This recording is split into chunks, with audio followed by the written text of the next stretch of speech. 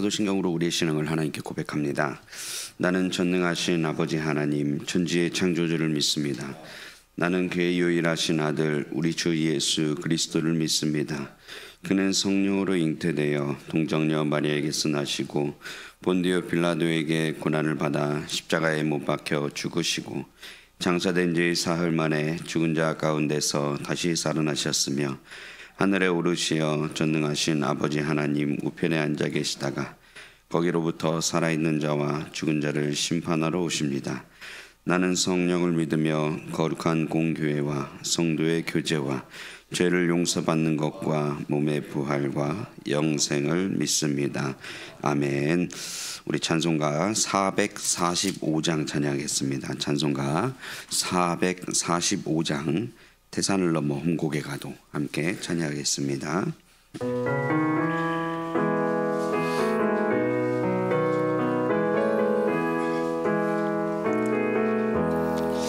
태산을 넘어 험곡에 가도 밑가운데로 걸어가면 주께서 항상 지키시기로 약속한 말씀 변치 않네. 하늘의 영광 나의 맘속에 차고도 넘쳐 할렐루야를 힘차게 불러 영원히 주를 찬양하리. 캄캄한 밤에 다닐지라도 주께서 나의 길 되시고 나에게 밝은 빛이 되시니 길 잃어버릴 염려 없네. 하늘의 영광 나의 맘속에 차고도 넘쳐 할렐루야를 힘차게 불러 영원히 주를 찬양하리. 광명한 뱀이 마음의 바다 찬란한 천글 바라보고 할렐루야를 힘차게 불러 날마다 빛에 걸어가리. 하늘의 영광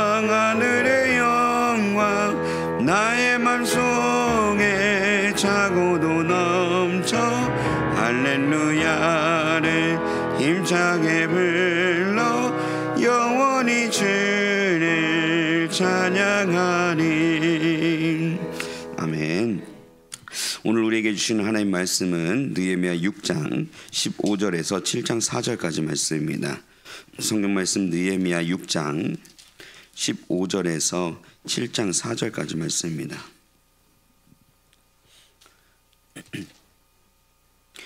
느헤미야 6장 15절에서 7장 4절까지 말씀 우리 한 절씩 교독하신 후에 마지막 절은 합독하겠습니다.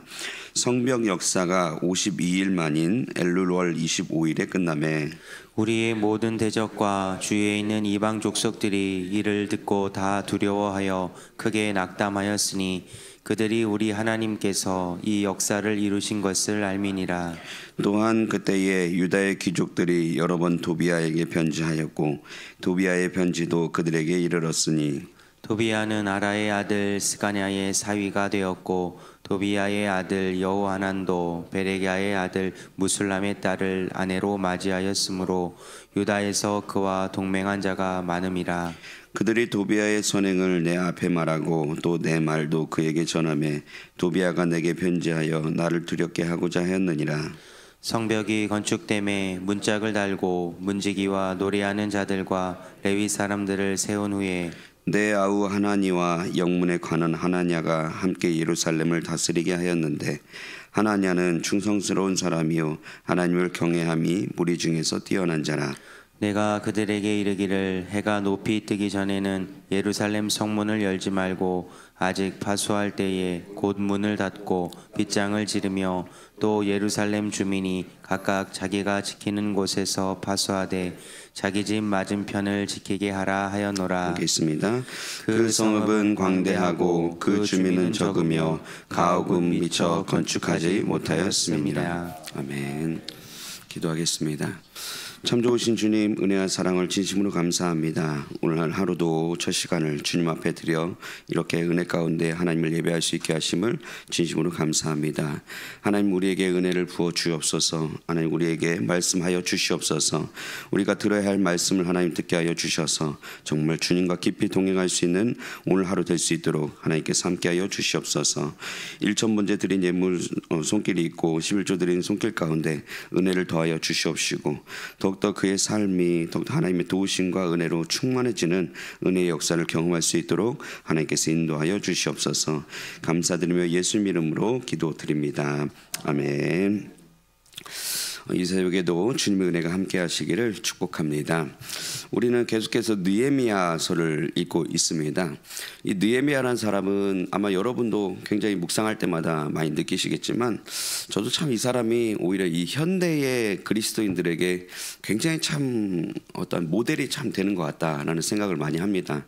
특히 더더욱 그럴 것이 원래 여러분 아시지만 그 구약의 그 앞부분에서는 하나님이 직접 나타나신 일들이 굉장히 많았잖아요. 그래서 뭐 실제로 진짜 하나님이 진짜로 나타나셔서 모세 같은 사람도 음성들 듣기도 하고 그런 막 능력들이 이렇게 착착착 보여지는 이제 그런 경험을 하게 되는데 이 느헤미야 시대는 조금 느낌이 다릅니다. 이제 하나님이 직접 나타나셔서 말씀하시는 그런 것도 딱히 안 보이고, 그러니까 느헤미야가 하나님의 음성을 듣고 분명히 역사를 이뤄내는 것은 맞긴 한데 뭔가 직접 나타나서 막 뭔가 말씀하시고 직접 하나님이 뭔가 막 이루시는 그 일을 본 것이 아니라 오히려 이 느헤미야라는 사람은 평소에 이렇게 신앙생활을 우리하고 상황이 굉장히 비슷한 거예요.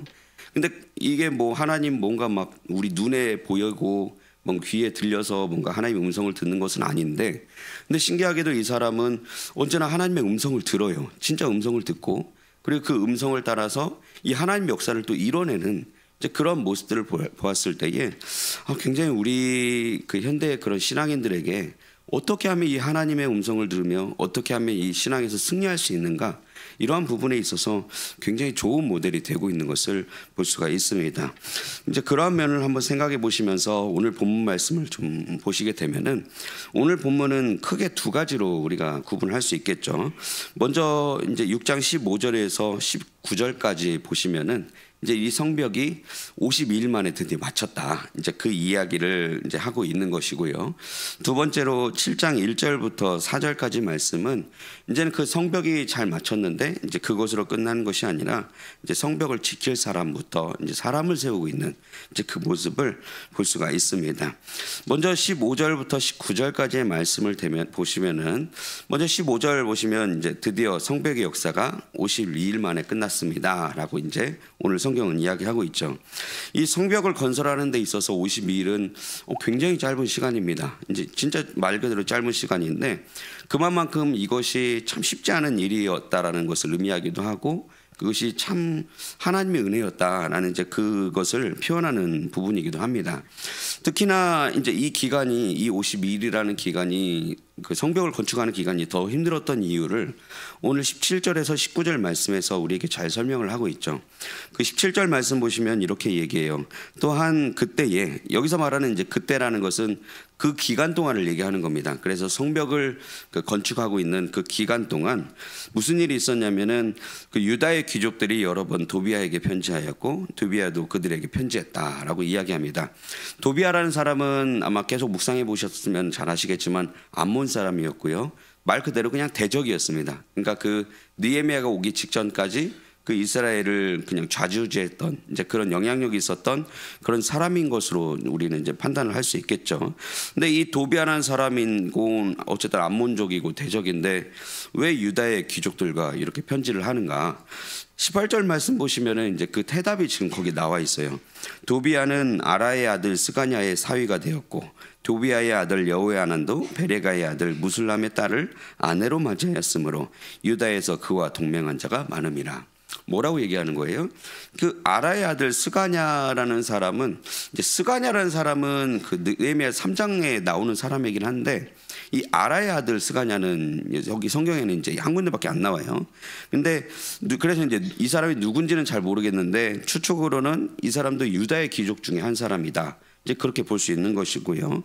그리고 도비아의 아들과 결혼했던 이 무술람의 딸이 있는데, 이 무술람이라는 사람은 느헤미야 3장에 나와요. 근데 이 사람이 어떤 사람이냐면 그 성읍의 일부를 건축했던, 이제 그런 어쨌든 자기 재산을 헌신해서 성읍의 일부를 건축했을 만큼 돈도 있는 사람이고 어느 정도 유다에서 영향력 있는 사람인데, 근데 그 사람이 있는데 그 사람이 지금 어떤 상황이에요? 자기의 딸을 이 도비아의 아들과 결혼을 시켰던, 그러니까 말 그대로 이게 사실 해서는 안 되는 결혼인 것 같은데 이 결혼을 시켜서 결국 이제 그 친인척 관계를 맺게 되는 이제 그런 상황이 생기는 거죠. 그러니까 말하자면은 지금 이제 그 유다의 귀족들하고 도비아하고 계속 이 편지를 했다는 것은 뭘 얘기하는 거예요? 이게 느헤미야를 이게 힘들게 하는 사람들이 단순히 그냥 외부에만 있었던 것이 아니라는 거예요. 어제는 아시다시피 선지자들이 뇌물을 먹고 선지자조차도 이제 이 느헤미야에게 거짓말을 해서 이 느헤미야를 어떻게든 막으려고 하는, 방해하려고 하는 그런 종장이 있었는가 하면은 오히려 이제는 더 막 힘을 합쳐서 같이 막 가도 이게 부족할 판에 오히려 같은 동족인 이 유다의 귀족들, 유다 사람들이 오히려 막 느헤미야를 더 힘들게 하는 그런 모습을 보게 됩니다. 그래서 오늘 19절 말씀에서도 이제 그 얘기를 하는 거잖아요. 그들이 도비아의 선행을 내 앞에 말하고 또 내 말도 그에게 전하며. 여기서 말하는 그들이라는 것은 이제 귀족들을 얘기하죠. 귀족들이 자꾸 와서 방해를 하는데 어떻게 해요? 막 자꾸 와서 이 도비아라는 사람을 계속 칭찬을 하는 거예요.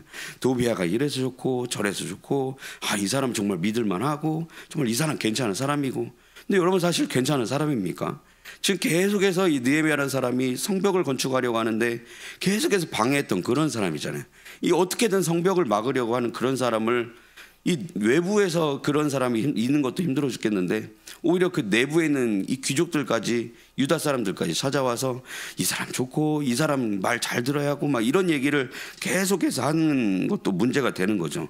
근데 반대로 또 뭐 어떻게 해요? 느헤미야라는 사람이 또 뭔 얘기만 하면은 이 사람이 자꾸 그 도비아한테 찾아가서 느헤미야가 이렇게 얘기했다더라, 이 얘기를 계속해서 흘려 보내는 거예요. 그러니까 말 그대로 그냥 대놓고 스파이 짓을 하고 있는 거죠. 그러니까 안에서도 밖에서도 정말 힘들었는데 이제 안에서도 이제 이런 상황이 되다 보니까 이제 그러고 나서 이 도비아라는 사람이 그 정보를 가지고 또 어떻게 해요? 19절 말씀 뒤에 보시면은 도비아가 내게 편지하여 나를 두렵게 하고자 하였느니라. 여러분 이 유다 귀족에게 얻은 이 정보를 가지고 계속해서 이 도비아라는 사람은 편지를 쓰는 거예요. 여러분 한번 그 생각을 해보셨으면 좋겠어요. 여러분 그 정보를 가진 사람입니다. 그러니까 이 느헤미야라는 사람도 어찌됐든 사람인데 뭐 실수나 이런 것들은 안 하겠어요. 그리고 사실 그 말이라는 것이 아다르고 어다른 문제잖아요. 어떻게 해석하는가에 따라서 다른 거잖아요. 여러분 근데 이 느헤미야가 한 말을 가지고 이 유다의 귀족들이 도비아한테 얘기를 했다면, 대적에게 얘기했다면, 그리고 이 정보를 아는 사람이, 내부 정보를 아는 사람이 이 느헤미야라는 사람의 편지를 썼다면은 여러분 그 내용의 그 정보들이 얼마나 이 느헤미야라는 사람에게 위협으로 다가왔을까. 여러분 이거 생각해 보면은 굉장히 좀 심각한 문제로 우리 다 생각해 볼 수 있을 것 같습니다. 여러분 근데 저는 참 이 말씀을 보면서 참 여러 가지 생각을 또 여기서 해볼 수 있겠다라는 생각을 해봅니다. 여러분 사실 우리가 하나님의 백성으로, 나라의 백성으로 살아가는데 사실 참 많은 방해들이 있어요. 실제로 있습니다. 근데 특히나 방해하는 것이 우리 사탄 마귀가 방해를 하고 우리가 신앙으로 믿음으로 살아가지 못하게 막 방해를 하는데, 여러분 이 사탄 마귀가 가장 많이 방해하는 그 써먹는 게 결국 뭐겠어요? 우리에게 자꾸 두려움이라는 걸 준다는 거예요. 불안함을 자꾸 준다라는 거예요. 여러분 어제도 어떤 친구가 저한테 막 문자를 주는데 되게 젊은 친구인데도 불구하고 저한테 뭐라고 하냐면은 자기가 두렵대요. 뭐가 두렵냐 봤더니 자기 인생이 잘못될까 봐 두렵대요. 그냥 뭐 별거 아닌, 그냥 딱 들어보면은 큰 문제는 아닌데 그래도 그 두려움이라는 것이 막 휩싸이다 보니까 뭐 이게 하루하루 막 그거 살아가는 것이 너무나 힘들고 막 고달프고 어려운 그런 삶을 살고 있다라고 그렇게 그 친구도 이야기하더라고요. 여러분 근데 더더욱 그 사탄이 두려워하게 만드는 것이 더 문제가 뭐예요? 우리를 너무나도 잘 안다는 거예요. 우리가 무엇을 두려워하는지 너무 잘 알고 그리고 우리가 얼마나 많은 평소에 죄를 짓고 사는지 우리가 숨어서 짓는 죄조차도 하나님도 아시지만 사탄도 아는 거예요. 그러니까 그런 정보를 가지고 우리에게 계속해서 참소하고 너 이거 잘 못하지 않냐? 너 이런 죄를 가지고 있지 않냐? 네 따위가 무슨 그런 하나님의 일을 만드느냐? 네가 무슨 믿음의 사람이냐? 이렇게 계속해서 이야기하다 보니까 우리 자꾸 그 이야기를 듣고 생각하다 보면은 우리도 모르게 그 두려운 마음들이 생길 수밖에 없는 것이 우리 삶의 모습이라는 것입니다. 여러분, 이 느헤미야라는 사람도요, 결국 그런 문제들은 똑같았다는 거예요. 어떻게든 하나님의 나라를 이뤄가기 위해서 노력은 하는데 어떻게든 여러 가지 그 문제들 앞에서 이것을 해결하려고 굉장히 노력을 많이 하는데 바깥에서도 방해를 받고 내부적으로는 방해를 받고 심지어 계속해서 자신을 두렵게 만들려고 하는 그런 세력들이 주변에 계속 있다 보니까 이러한 문제들이 느헤미야에게 있었다라는 것입니다. 근데 참 신기하고 감사한 것은 오히려 오늘 말씀을 통해서 우리가 느끼는 것이 뭐예요?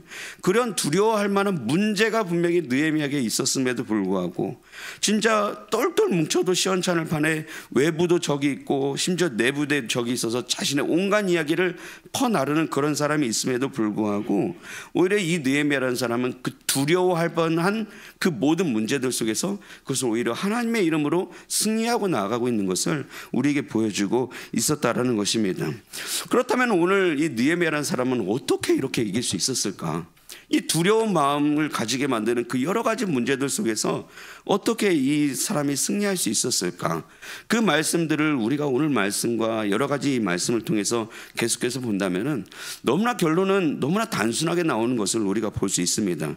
첫 두 가지가 있다는 것을 우리가 볼 수 있어요. 하나는 무엇인가 봤더니요, 하나님 주신 결국 말씀을 믿음으로 이겼다라는 거예요. 믿음의 사람이 되었다라는 거예요.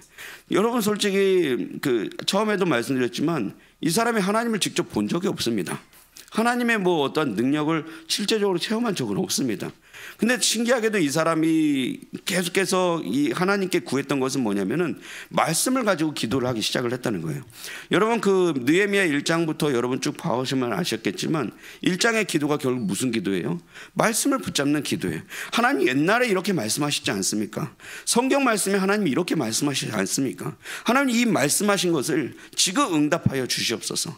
이것을 붙잡는 그 마음으로 계속해서 기도하면서 자신의 삶에서 이것에 대한 응답을 조금씩 경험을 하다 보니까 어떠한 문제가 있더라도 그 말씀에 대한 믿음으로 하루하루를 승리하고 있는 것을 오늘 이 느헤미야서를 통해서 볼 수 있다는 것입니다. 여러분, 그리고 또 두 번째로 이 사람이 잘한 것이 뭐예요? 힘들 때마다 이 사람 참 신기하게도 기도를 합니다. 오늘 15절부터 시작을 했기 때문에 딱 끊겨져 있기는 했지만 여러분, 당장 어제 말씀 14절 말씀에도 이 사람이 뭐 했어요? 딱 14절 진짜 기도문이요, 한 줄 나옵니다. 한 줄. 근데 그 한 줄 나오는데 뭐라고 해요? 이 선지자들과 이 도비아라는 사람을, 이 사람들이 계속해서 나를 방해하는 것을 가만히 두지 마시옵소서. 여러분, 길게 기도한 게 아닙니다. 뭔가 엄청나게 거창한 것을 이 사람이 기도 시간에 기도해서 뭔가 하나님의 능력을 이룬 것은 아닙니다. 근데 이 단순한 이 한 줄의 기도, 여러분, 한 줄의 기도라는 것은 사실 뭔가 기도실 가서 기도했다는 그 느낌보다요, 그냥 일상적으로 살다가 그냥 가면서 그냥 기도한 거예요. 속으로 그냥 기도한 거예요. 하나님, 내가 살다 보니까 이러한 문제가 이것 때문에 너무 두려운데 하나님 정말 이 두려움 당장 떨쳐낼 수 있도록 하나님 인도해 주시오. 이 한마디 한 겁니다. 근데 신기하게도요, 이 한마디의 기도, 한마디의 기도가 이게 계속해서 하나님과의 끈이 연결되는 것을 우리가 볼 수 있는 겁니다. 이러한 기도들이 계속해서 쌓이고 하다 보니까 이 사람이 어느 날 보니까 52일 만에 성벽이 완전히 완성되고 있는 것을 우리가 볼 수 있게 되어지는 것입니다. 여러분, 사실 성벽을 52일 만에 재건한 것도요, 참 그러다 보니까 따지고 보면은 어떤 사람은 그냥 유능한 리더가 있었고 그냥 그 사람들이 그 리더 중심으로 똘똘 뭉쳤으니까 이런 일을 벌이겠지 않겠느냐, 이렇게 이야기할 수 있을지 모르겠지만요, 평소에도 이 느헤미야라는 사람이 하나님과 그렇게 동행하고 말씀에 대한 믿음으로 반응하는 그 모습들이 있다 보니까 오늘 이 성경을 기록한 느헤미야라는 사람은 이 성벽 건축을 어떻게 생각을 하냐면요, 이 모든 것이 하나님께서 이루신 역사라고 그렇게 대놓고 이야기할 수 있게 되어지는 겁니다. 그 말씀이 결국 오늘 6장 16절 말씀에 그 얘기가 나오는 거예요. 우리의 모든 대적과 주위에 있는 이방 족속들이 이를 듣고 다 두려워했대요. 여러분, 두려워한 것을 보통 사람들은, 세상 사람들은 무엇을 두려워하냐면 이 사람이 강하기 때문에 두려운 거예요. 그러니까 느헤미야라는 사람이 정말 역사를 이룬 이 한 사람이 정말 얼마나 위대한 일을 이뤄냈는지가 보통은 두려워하는 게 맞아요. 근데 오히려 이 느헤미야라는 사람이 일을 했는데 이 대적들이 느헤미야를 두려워한 것이 아니라, 여러분 16절 뒤편 말씀에 보시면은 뭘 두려워하고 있어요? 그들이 우리 하나님께서 이 역사를 이루신 것을 알고 두려워했다라고 이야기하고 있는 것을 볼 수가 있는 겁니다. 여러분, 그만큼 그 느헤미야라는 사람이 하나님께서 이루신 역사라고 스스로 본인도 생각하고 있을 뿐더러 그 하나님께서 이루신 역사를 이루기 위해서 하나님에 대한 믿음으로 계속해서 반응하고 계속해서 기도했던 것을 우리가 오늘 말씀을 통해서 볼 수 있게 되는 것입니다. 여러분, 저도 여러분도 우리의 인생을 살아가면서 참 많은 문제 앞에 우리도 닥치게 됩니다. 그리고 그 문제들이 있을 때마다 어찌 보면은 우리 마음속에 두려움이 생기는 것도 당연할지 모르겠어요. 그리고 오히려 이 두려움을 갖기 위해서 사탄 마귀가 우리를 계속해서 공격하는 것도 사실이 될 겁니다. 여러분, 근데 이 문제들이 있을 때마다, 이 두려움이 있을 때마다 우리는 어떻게 반응해야 하는 것인가? 여러분, 먼저 믿음을 가질 수 있는 그런 은혜가 있었으면 좋겠어요. 여러분, 하나님이 말씀하셨으면 그 말씀에 대한 역사는요, 하나님께서 분명히 이루실 겁니다. 이 느헤미야라는 사람이 어떠한 상황에 처해든지 하나님의 역사는 하나님 반드시 이루실 거라는 그 믿음을 우리가 가지고 있어야 할 겁니다. 그리고 그 믿음을 가지는 것뿐만 아니라 우리가 또 뭘 해야 돼요? 순간순간 여러분 기도하는 훈련이 계속해서 되셔야 돼요. 그냥 단순히 여기 와서 이렇게 뭐 기도하고 이렇게 가는 것이 아니라, 여러분 인생을 살면서 그냥 오늘 하루를 살면서 그냥 순간순간 주님과 교제하세요. 그냥 뭐 한마디도 좋으니까 그냥 순간 교제하시고, 그냥 무슨 일이 있으면 하나님 내가 이렇게 살았습니다, 이렇게 그냥 간단히 한마디 하시면서 이렇게 하루하루를 사시다 보면 오늘 오실 일 만에 성벽이 이렇게 하나님께 맞춰졌던 것처럼 우리의 인생도 정말 승리 가운데, 은혜 가운데 걸어갈 수 있게 될 줄 믿습니다. 여러분, 우리가 진심으로 두려움이 아닌 담대함으로 오늘 이 성벽의 역사가 마쳤던 것처럼 승리하며 나아갈 수 있는 저희 여러분 되시기를 주님의 이름으로 축복합니다. 이어서 7장 1절에서 4절까지 말씀이 남았습니다. 남은 것은, 근데 이거는 이제 내일로 계속 연결되는 부분이라서 오늘 간단히 묵상점만 좀 나누고 마치도록 하겠는데요. 여러분, 그 6장까지 이 느헤미야라는 사람이 했던 것은 성전 건축이었어요. 그래서 오늘 본문은 성전 건축을 52일 만에 마쳤다라고 이제 그렇게 이야기하지만, 여러분 사실 이 느헤미야라는 사람의 최종 목적지는 성전 건축이라고 우리는 보통 생각을 해왔지만 사실 성전 건축이 아니었어요. 이 사람이 지금 하고자 하는 것은 뭐냐면은 단순히 성벽을 세우기 위해서 이 사람이 온 것이 아니라 성벽을 통해서 하나님 나라를 세우고 사람들을 세우고 하나님 나라의 질서를 세우기 위한 단순한 그 성벽은 도구였다라는 것입니다. 여러분, 그래서 이 사람이 지금 성벽을 끝난 것으로 마무리하는 것이 아니라 오늘 느헤미야 7장부터는 뭐가 계속해서 나오냐면은 사람을 세우는 것이 나오기 시작을 해요. 그래서 사실 성벽을 그냥 세웠다로 끝나는 것이 아니라 성벽을 세웠으면 그 성벽을 지킬 수 있는 사람, 그리고 하나님을 찬양할 수 있는 사람, 그리고 하나님의 성전을 지킬 수 있는 그런 사람들, 그리고 거기 안에서 있는 그 사람들이 얼마나 잘 훈련되는가, 그 훈련을 시키고 있는 것을 볼 수가 있습니다. 여러분, 이 모습도 참 우리가 좀 생각해 볼 수 있을 것 같다는 생각이 듭니다. 여러분, 교회나 가정도 참 마찬가지지 않겠어요? 아무리 우리가 멋있는 성벽 같은 그런 교회 건축물을 세우고 참 그 돈을 열심히 벌어서 우리가 큰 평수의 집을 얻어서 우리가 자녀에게 준다 한들, 여러분 정작 우리가 사람을 세우지 못하고 만약에 하나님 말씀을 우리 자녀에게 말씀을 제대로 전하지 못한다면, 여러분 그 멋있는 이 건물이나 이 그 멋있는 집은 참 어떠한 의미가 있을까, 그런 생각을 한번 해봅니다. 여러분, 그런 부분에서 우리가 이 건축물보다는 우리가 사람을 세우는 것이 얼마나 중요한 것인가, 그러한 부분에 대해서 여러분 다시 한번 좀 생각해 보시면서 이 부분을 또 한번 더 묵상할 수 있는 그런 은혜가 있었으면 좋겠습니다. 기도하겠습니다.